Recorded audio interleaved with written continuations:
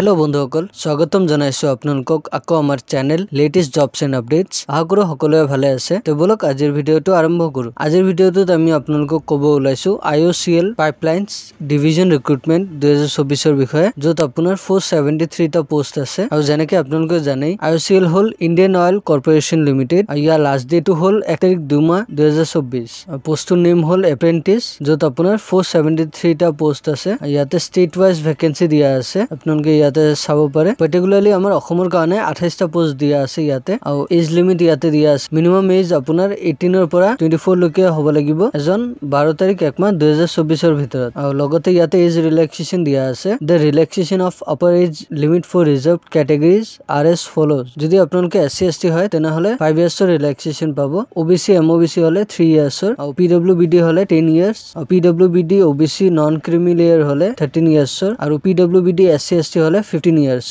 আৰু ইয়াৰ starting date হল আপোনাৰ 12 জানুৱাৰীৰ পৰা ষ্টাৰ্ট হৈছে আৰু ইয়াৰ লাষ্ট ডেট হল আপোনালোকৰ ফেব্ৰুৱাৰী 1 তাৰিখলৈকে তো বন্ধুসকল আপোনালোকে যদি ইন্টাৰেষ্টেড হয় এপ্লাই কৰিবলৈ আৰু আপোনালোকৰ যদি অৰ্হতা মিলে তেনেহলে ডেসক্ৰিপচন বক্সত লিংক দিয়া থাকিব আপোনালোকে তাতে ক্লিক কৰি আপোনালোকে এপ্লাইটো কৰি দিব পাৰে আৰু লগতে ইয়াৰ নটিফিকেশনটোৰ লিংক দিয়া থাকিব আপোনালোকে তাতে ভালকে চাইও আপোনালোকে এপ্লাই কৰি ল'ব পাৰে তো বন্ধুসকল আজিৰ কাৰণে ইয়াতে সামৰিলো যদি আপোনালোকে ভিডিওটো হেল্পফুল পাইছে তেনেহলে প্লিজ আমাৰ চেনেলটো সাবস্ক্ৰাইব কৰি দিব আৰু আপোনালোকৰ বন্ধু-বান্ধৱী হাতৰ লগতো শেয়াৰ কৰি দিব আৰু ভিডিওটো যদি হেল্পফুল পাইছে তেনেহলে লাইক এটা কৰি দিব তে আজিৰ কাৰণে ইয়াতে সামৰিলো ধন্যবাদ।